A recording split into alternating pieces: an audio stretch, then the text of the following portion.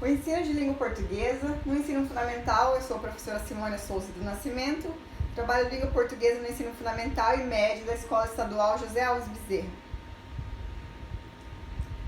Atualmente não há como falar de língua portuguesa sem falar da BNCC, a Base Nacional Comum Curricular. A implementação da Base Nacional Comum Curricular trouxe às escolas a necessidade de refletir sobre as aprendizagens que os alunos precisam desenvolver em cada etapa da educação básica. O foco está voltado ao desenvolvimento de competências e habilidades e à construção de conhecimentos linguísticos, textuais e discursivos que possibilitem a ampliação dos diversos tipos de letramento. Nessa perspectiva, o que faz sentido é o desenvolvimento de habilidades de acordo com os contextos de uso da língua. Então, atualmente, no ensino de língua portuguesa, nós focamos no gênero textual, os gêneros do discurso.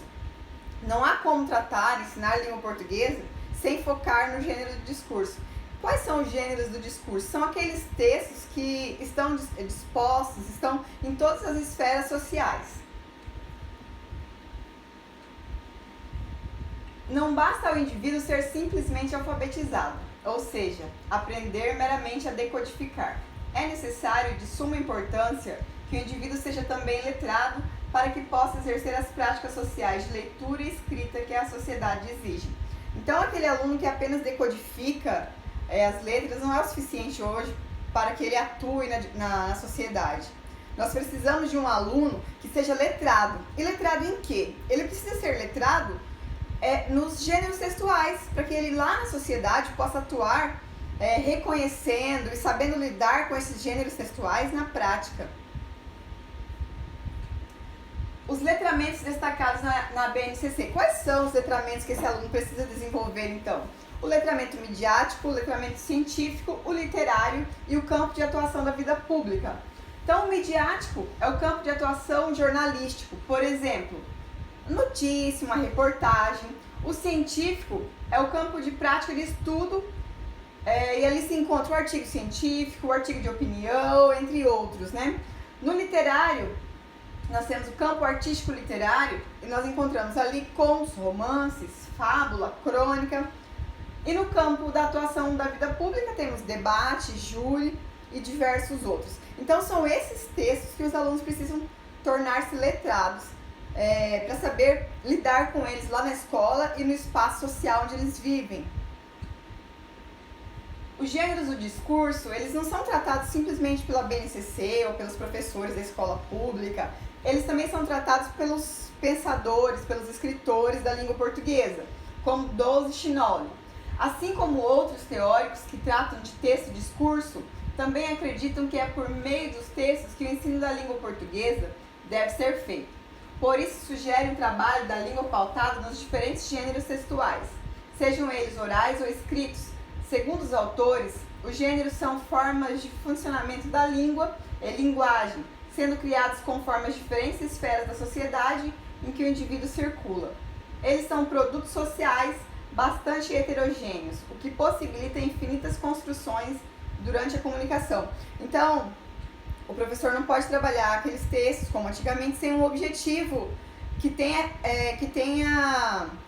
sentido para o aluno lá na vida dele. Ele precisa trabalhar esses textos que dialogam com as diversas esferas sociais, como do campo midiático, do campo de atuação da política, entre esses outros campos. Todos esses textos precisam fazer sentido na vida do aluno. Letramento digital.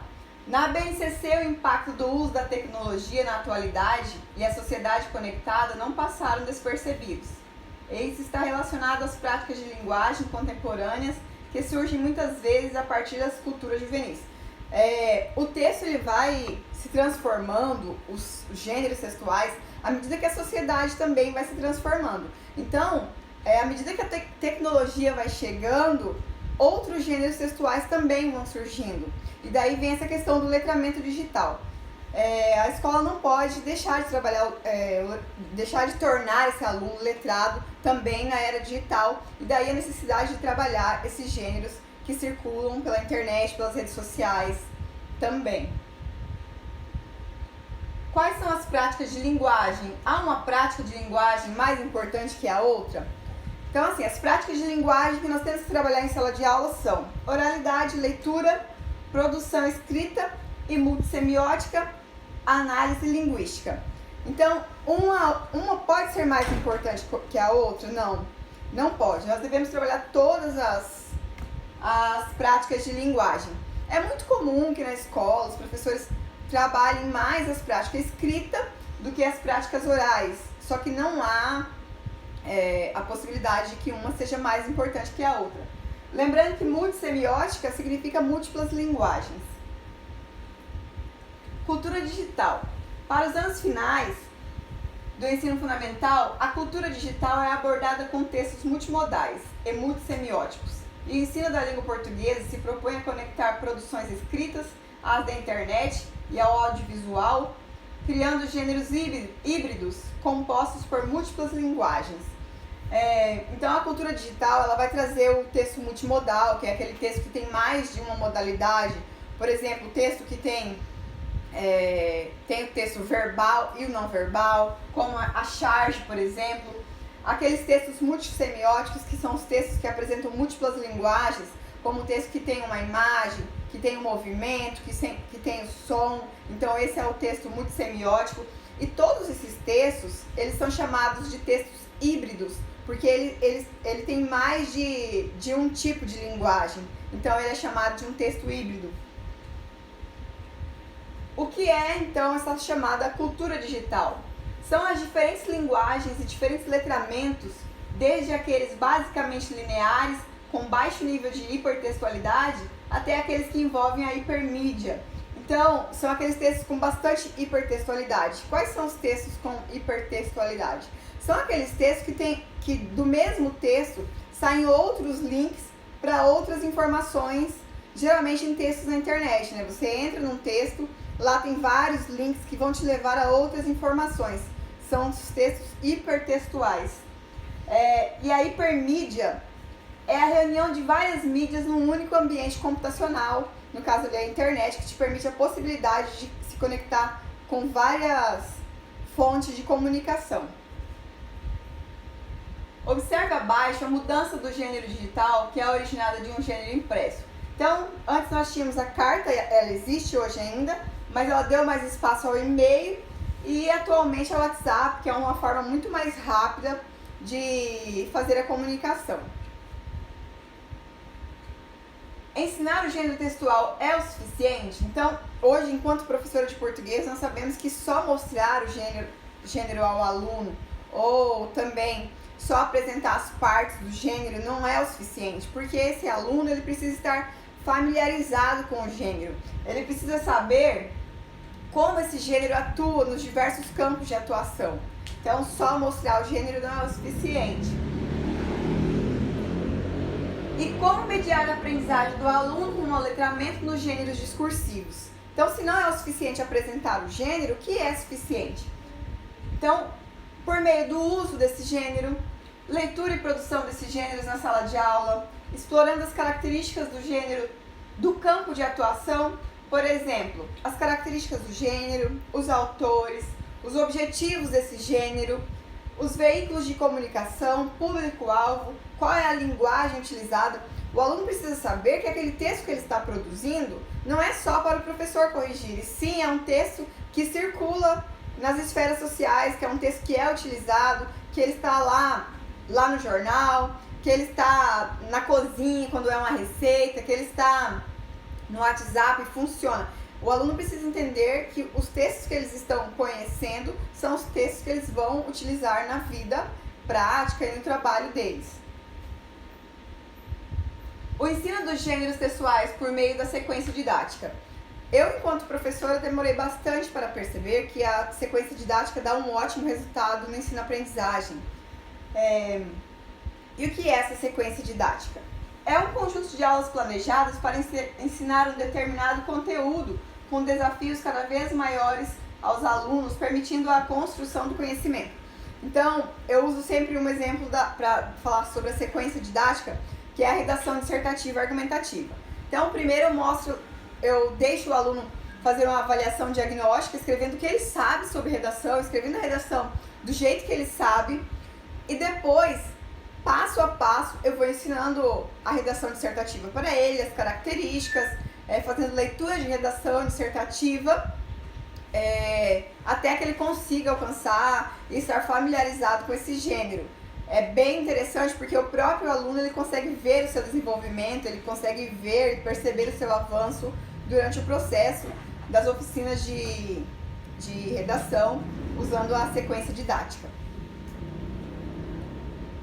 A introdução da linguagem da tecnologia nos conteúdos escolares. Então, como eu posso introduzir essa linguagem dentro da sala de aula, de forma que fique bacana para o aluno? Como eu posso fazer isso? A introdução da tecnologia é um desafio. A maioria dos professores estão conectados. Ela é um desafio porque tudo que é novidade nos causa medo, né? Então é um desafio para o professor conhecer todas essas tecnologias e conseguir colocar isso em prática na vida, na sala de aula. A maioria dos professores estão conectados. Nós temos acesso a redes sociais, ao Facebook, ao Instagram, nós usamos aplicativos, mas é difícil colocar isso em prática na sala de aula. Então eu trouxe aqui no próximo slide algumas ideias de como trazer isso para a prática. Sugestões para o uso da tecnologia em sala de aula. Então, editar vídeo é uma sugestão bem interessante, é bem simples, interessante de trazer isso para o espaço da sala de aula. Convidar os alunos para escrever uma resenha sobre sua série favorita no Netflix e postá-la em uma rede social específica. É interessante trazer à sala de aula algo que ele tem interesse. Então, a série da Netflix seria bem interessante porque geralmente eles vão assistir só o que eles gostam. Então, trazer isso para a sala de aula é muito bom e é uma forma de trazer a tecnologia para a sala de aula também. Criar um clipe de um dos trechos do Quarto do Despejo, da obra de Carolina de Jesus. Carolina de Jesus é uma escritora negra. Nós precisamos trabalhar ela em sala de aula, né? Então seria uma ideia fantástica ler a obra dela e filmar e criar um pequeno capítulo filmado do livro da Carolina de Jesus. Discutir em sala as fake news e aprender a reconhecê-las.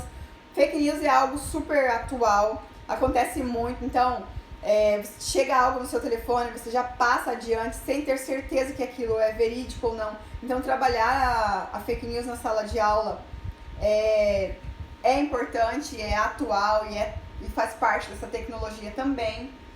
Avaliar comentários e opiniões publicadas nas redes sociais também é interessante. O uso da letra maiúscula no comentário, o comentário agressivo, tudo isso é interessante o professor trabalhar, porque não tem uma cartilha, né, de como usar isso nas redes sociais. Então, é interessante trazer para a sala de aula um espaço de discussões para esse tipo de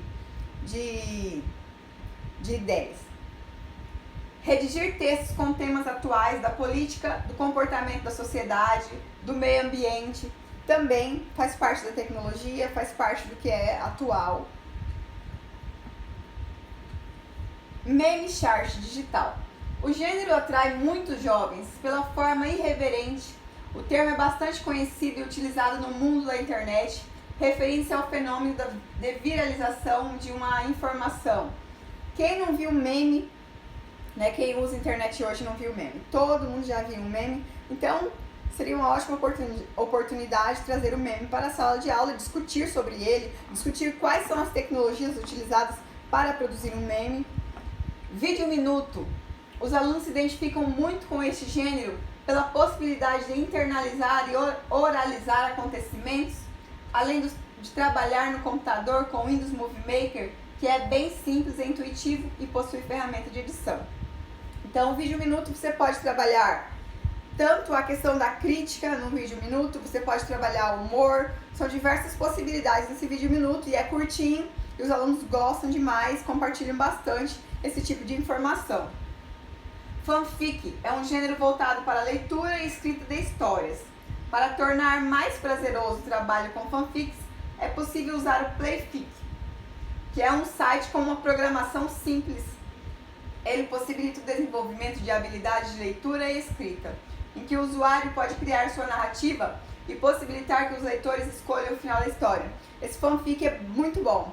Já trabalhei na sala de aula e o aluno ele pode criar a sua própria narrativa ficcional, compartilhar com os colegas e até pessoas de outros municípios e estados. É bastante interessante. Os blogs. É um gênero textual digital veiculado na internet que serve como meio de comunicação virtual. O blog já é mais conhecido. Eu acredito que sim, o blog é mais para textos longos, que não dá para colocar numa rede social como o Instagram, como o Facebook. Então, nesses casos, use-se o blog. Cada professor ele vai adaptar essas ideias, esses conteúdos à sua realidade, porque alguns têm acesso à internet, outros não. O importante é trazer a tecnologia para a sala de aula dentro das suas condições de trabalho. Análise linguística. Ainda é imprescindível cuidar da análise linguística e da oralidade. Nessa etapa do ensino fundamental, elas aparecem ainda mais contextualizadas, as práticas sociais. Memorizar está em desuso na sala de aula e outra vez o protagonismo do aluno e sua capacidade de compreender e manifestar conteúdo são o que vale e o que lhe garantirá habilidades como sustentar seu ponto de vista em uma discussão ou redigir textos reivindicatórios quando for necessário. Então, a questão de decorar conteúdos está em desuso na sala de aula e também na língua portuguesa. Então, como eu trabalho análise linguística dentro das próprias oficinas de escrita, né? No caso, utilizando a sequência didática, no momento que ele vai produzindo os textos, você já vai trabalhando a análise linguística dentro das necessidades dele, e não descontextualizado e dotado de decoreba e forçando decorar conteúdos, né? Como os alunos geralmente aprendem? Por meio de vários estudos feitos na área, chegou-se à conclusão de que entre os meios utilizados para adquirir conhecimento, alguns cujo processo de assimilação ocorre mais facilmente. Desse modo, temos como referência uma teoria do psiquiatra americano William Glasser, para explicar como as pessoas geralmente aprendem, qual a eficiência dos métodos nesse processo. Metodologias ativas está em alta. Aquela época em que o professor era o transmissor do conhecimento, está passando. Hoje o professor deve ser um mediador, um facilitador do conhecimento. Aquelas aulas tradicionais, elas estão perdendo bastante espaço na sala de aula. Então, nessa questão, as metodologias ativas chegam com muita força. Então, como o aluno aprende? Lendo 10%, escrevendo 20%, observando 30%. Lembrando que esses três tópicos aqui, o aluno ainda está numa aprendizagem passiva. Ele está lá sentado e alguém está falando para ele, né? Daí temos aqui, ver e ouvir 50% de aprendizagem, discutir 70%, praticar 80% e ensinar 95%. Então, à medida que o aluno vai se envolvendo naquela atividade, mais chances ele tem de aprender. E esses tópicos aqui de 50% abaixo, que tem os maiores índices de aprendizagem, nós temos ali o método ativo. Então, é comprovado pelos estudiosos que as metodologias ativas funcionam melhor e dão mais resultado em sala de aula. Então, vamos conhecer um pouquinho mais sobre o que são metodologias ativas. A metodologia mais conhecida e praticada nas instituições de ensino é aquela em que o aluno acompanha a matéria lecionada pelo professor por meio de aulas expositivas, com aplicação de avaliação e trabalhos. Esse método é conhecido como passivo, pois nele o docente é o protagonista da educação. Hoje, a BNCC traz bastante essa questão do aluno como protagonista e não o professor. O professor ele deve ser um facilitador, enquanto o aluno sim é o protagonista da sua aprendizagem. Já na metodologia ativa, o aluno é personagem principal e o maior responsável pelo processo de aprendizagem. Sendo assim, o objetivo desse modelo de ensino é incentivar que o aluno desenvolva a capacidade de absorção de conteúdos de maneira autônoma e participativa. Então, na metodologia ativa, o aluno deve buscar o conhecimento e o professor ele vai auxiliar nesse processo, né? Então, alguns exemplos. Eu vou citar os exemplos e depois vou explicar um por um para vocês. Metodologia por projeto é uma metodologia ativa. Sala de aula invertida, que é muito atual. Agora, em tempos de pandemia, a sala de aula invertida é o que mais vem acontecendo. Trabalho em dupla, equipe, exposição, estudo de caso, mapas mentais. Quais são as práticas de ensino-aprendizagem mais comuns? Então, como eu disse antes, metodologia baseada em projeto, aprendizagem baseada em projeto. A aprendizagem baseada em projetos tem por objetivo fazer com que os alunos adquiram conhecimento por meio de solução colaborativa de desafios. Alunos e professores individualmente e ao mesmo tempo em cooperação escolhem os temas. O contexto deve ser a realidade da vida do aluno. Deve satisfazer a curiosidade, desejo e vontade do aprendiz, por experiência própria. Às vezes o professor ele traz um projeto para a sala de aula, traz uma ideia de projeto, e aquele projeto faz parte do seu próprio interesse e não faz parte do interesse dos alunos. E o que acontece? O professor está super motivado para o trabalho e o aluno não está. Então o professor acaba desenvolvendo aquele projeto, trabalhando muito naquele projeto e o aluno fica mais passivo. Então, quando o aluno tem a oportunidade de escolher um tema que pode fazer, que deve, né, fazer parte do currículo da escola, ele escolhe esse tema, ele tem mais vontade de fazer, mais vontade de desenvolver aquele trabalho. Então, é importante que tenha relação com a vida do aluno, que tenha relação com os seus interesses. As regras precisam ser elaboradas juntamente dos alunos também, né? O professor participa dessa elaboração, mas os alunos participam ativamente desse processo também. O professor tem um papel de estimulador, de orientador, e o aluno é o agente do processo, o aluno é o protagonista do processo. A aprendizagem baseada em problemas.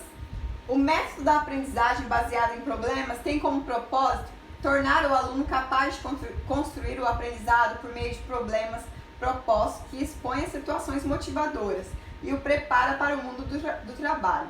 Enquanto a aprendizagem baseada em projetos exige que os alunos coloquem a mão na massa, a aprendizagem baseada em problemas é focada na parte teórica da resolução de casos. Então, na aprendizagem baseada em problemas, o professor traz um problema para a sala de aula e o aluno vai resolver esse problema, ele vai produzir de forma escrita a resolução desse problema, mas ele não vai efetivamente colocar a mão na massa, diferente da metodologia anterior, que era a metodologia por projeto. O estudo de caso. A prática pedagógica do estudo de caso tem origem no método da aprendizagem baseada em problemas. O estudo de caso oferece aos estudantes a oportunidade de direcionar sua própria aprendizagem enquanto exploram seus conhecimentos em situações relativamente complexas. São relatos de situações do mundo real apresentados aos estudantes com a finalidade de ensiná-los, preparando-os para a resolução de problemas reais. No estudo de caso, você pode trazer um problema que tenha ocorrido na sua cidade, que tenha domínio público, né? Não pode falar da vida do vizinho, dos colegas, tem que ser um problema de domínio público, um problema que tenha ocorrido na política ou algo assim, e trazer para a sala de aula para que os alunos resolvam aquele problema também de forma teórica, de forma escrita. A aprendizagem entre pares ou times. A aprendizagem entre pares e times, como o próprio nome revela, se trata da formação de equipes dentro de determinada turma para que o aprendizado seja feito em conjunto e haja compartilhamento de ideias. Seja em estudo de caso ou em um projeto, é possível que os alunos resolvam os desafios e trabalhem juntos, o que pode ser benéfico na busca pelo conhecimento.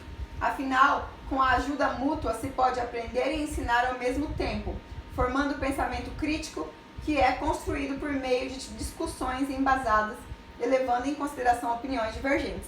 O trabalho em equipe ajuda bastante porque alguns alunos têm mais facilidade que outros, então tem essa ajuda mútua e eles vão caminhando e progredindo na sua aprendizagem juntos. Então é bastante válido esse tipo de metodologia. metodologia muito conhecida é a exposição de trabalhos, aquela que você trabalha durante um período, um bimestre, e depois você expõe tudo isso numa feira de ciências, numa feira cultural ou num sarau, entre outras possibilidades de exposições. Sala de aula invertida. Então, na sala de aula tradicional, nós temos os alunos ali na sala, o professor traz o material, expõe aquele conteúdo, os alunos vão para casa e fazem as atividades de casa. Na sala de aula invertida, que é o que nós estamos trabalhando agora em tempos de ensino remoto,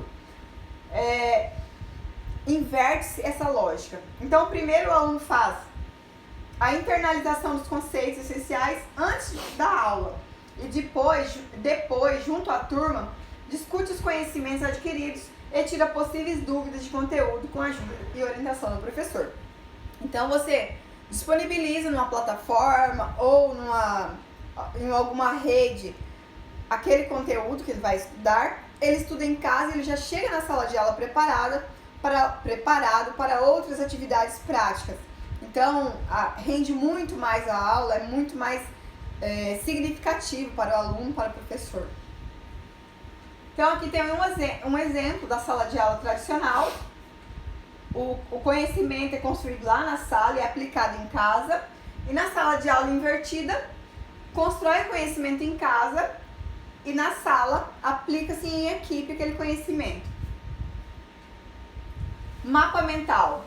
O mapa mental é bastante utilizado para quem estuda, para concurso, entre outras formas de estudo. Então, o aluno ele faz links das partes principais daquele conteúdo, no caso aqui, literatura brasileira, ele vai linkar as partes principais de um estudo para facilitar a sua retomada de conteúdo depois.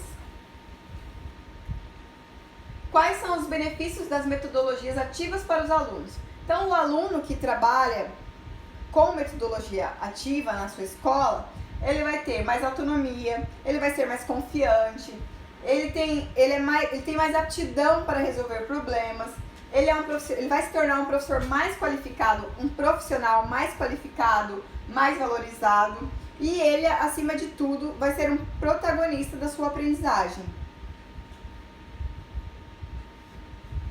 A avaliação.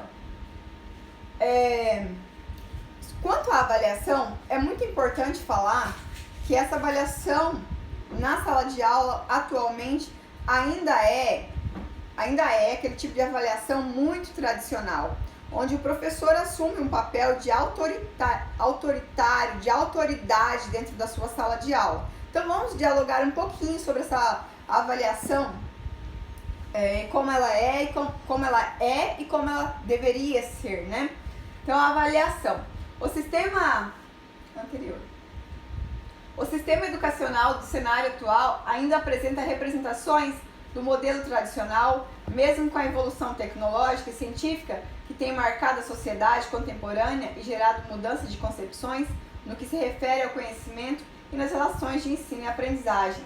Então, ainda existe hoje tem prova. A prova, se você não aprendeu aquele conteúdo, você vai tirar uma nota baixa e o aluno é punido, né? A prova serve para quê? Para punir o aluno. Então, esse tipo de avaliação classificatória, esse tipo de avaliação punitiva, ela não deve acontecer mais na sala de aula nos tempos atuais, e a BNCC também não indica esse tipo de avaliação. A avaliação diagnóstica. Vamos ver então quais são as avaliações que devem ser utilizadas e dão mais resultado na sala de aula. A primeira delas é a avaliação diagnóstica. De acordo com os estudos de Bloom, a avaliação do processo de ensino-aprendizagem apresenta 3 tipos de funções: a diagnóstica, a formativa e a somativa. A avaliação diagnóstica é adequada para o início do período letivo, pois permite conhecer a realidade na qual o processo de ensino-aprendizagem vai acontecer. O professor tem como principal objetivo verificar o conhecimento prévio de cada aluno, tendo como finalidade de constatar os pré-requisitos necessários de conhecimento ou habilidades imprescindíveis de que os estudantes possuem para o preparo de uma nova etapa na aprendizagem. Vou citar como exemplo aquele gênero textual, a redação dissertativa argumentativa. Então, logo no primeiro dia da oficina de redação dissertativa argumentativa, eu sempre proponho uma avaliação diagnóstica, onde o aluno ele vai produzir algo que ele acha que é uma redação. A partir dessa avaliação diagnóstica, eu já sei quais os rumos que eu devo seguir. Então, ele vai produzir aquela avaliação para ser punido? Não, não é para ser punido. É para que eu saiba quais os rumos e de onde eu devo partir com esse aluno e com essa turma. Avaliação formativa. A avaliação formativa é aquela que tem como função controlar, devendo ser realizada durante todo o período letivo, com o intuito de verificar se os estudantes estão alcançando os objetivos propostos anteriormente. Esta função da avaliação visa basicamente avaliar se o aluno domina gradativamente e hierarquicamente cada etapa da aprendizagem, antes de avançar para outra etapa subsequente de ensino-aprendizagem. Então, após a avaliação diagnóstica, eu vou trabalhar em sala de aula, nas minhas oficinas de produção textual, eu vou trabalhar a avaliação formativa. Depois de alguns dias de sequência didática, ali de passo a passo, de aula planejada passo a passo, eu vou trabalhar uma avaliação formativa para ver o que o aluno já percebeu. E essa avaliação formativa ela é fantástica. Por quê? Porque não só o professor reconhece o avanço do aluno, como o próprio aluno reconhece o seu avanço. Eu mostro lá o primeiro texto que ele produziu lá naquela avaliação diagnóstica e depois eu mostro um texto já no meio do processo, que seria, no caso, a avaliação formativa, e o próprio aluno consegue perceber o seu avanço. Isso é fantástico, porque nem sempre eles percebem que eles estão avançando. E quando você faz quando você mostra esse avanço, ele consegue ver e todo mundo fica mais realizado com esse processo, fica mais satisfeito com esse processo, né? Então a avaliação formativa ela vai mostrar o avanço e ela vai mostrar que, às vezes, que alguns alunos ainda não alcançaram aquilo que era esperado. Então, às vezes, você precisa retomar algum conteúdo ou você pode prosseguir com outros grupos, alguns conteúdos. Então, assim, nem sempre o trabalho que eu desenvolvo numa sala vai servir para outra sala também, porque as duas turmas caminham de forma diferente e quem me mostra isso? Quem me mostra isso é a avaliação formativa. Mostra não só a mim, enquanto professora, mas também ao aluno que está passando ali pelo processo. Então, depois de muito tempo de trabalho, eu percebi que a avaliação diagnóstica, a avaliação formativa tem que acontecer. Não tem como você aplicar uma avaliação tradicional para punir o aluno, porque isso não resolve nada. Você tem que aplicar uma avaliação para que você perceba onde você está errando e em qual caminho você deve seguir. Então, assim, levou um tempinho, mas eu consegui aprender isso aí e colocar em prática na sala de aula. Só o anterior. É com a avaliação formativa que o aluno toma conhecimento dos seus erros e acertos e encontra estímulo para continuar os estudos de forma sistemática. Para que esta forma de avaliação ocorra, é necessário que seja controlada, porque orienta o estudo do aluno ao trabalho do professor. Também podemos dizer que é motivadora porque evita as tensões causadas pelas avaliações tradicionais. Então, a ideia aqui não é avaliar para punir, e sim avaliar para ajudar a desenvolver a aprendizagem desse aluno. A avaliação somativa tem como função básica a classificação dos alunos, sendo realizada ao final de um curso ou unidade de ensino, classificando os estudantes de acordo com os níveis de aproveitamento previamente estabelecidos. Atualmente, a classificação dos estudantes se processa segundo o rendimento alcançado, tendo por base os objetivos previstos. Para Bloom, a avaliação somativa objetiva avaliar de maneira geral o grau em que os resultados mais amplos têm sido alcançados ao longo e final de um curso. Então, a avaliação somativa, que é classificatória sozinha, ela pode não dar bons resultados, mas a avaliação somativa no final de um processo, aí sim é interessante, porque ela mostra o resultado geral para o aluno, ela mostra onde ele conseguiu chegar, onde nós conseguimos, na verdade, né? Porque é o conjunto de professor e aluno. Então, a avaliação somativa, que é a classificatória no final de um bimestre, de um conteúdo, ela é muito boa e rende bons resultados também. Então, era isso, pessoal. Eu gostaria de agradecer a todos pela paciência, agradecer em especial a professora Iris pelo convite de estar participando dessa palestra, aos ouvintes por ter prestado atenção e assistido toda a aula. Espero ter contribuído a todos com um pouquinho de conhecimento. Obrigada.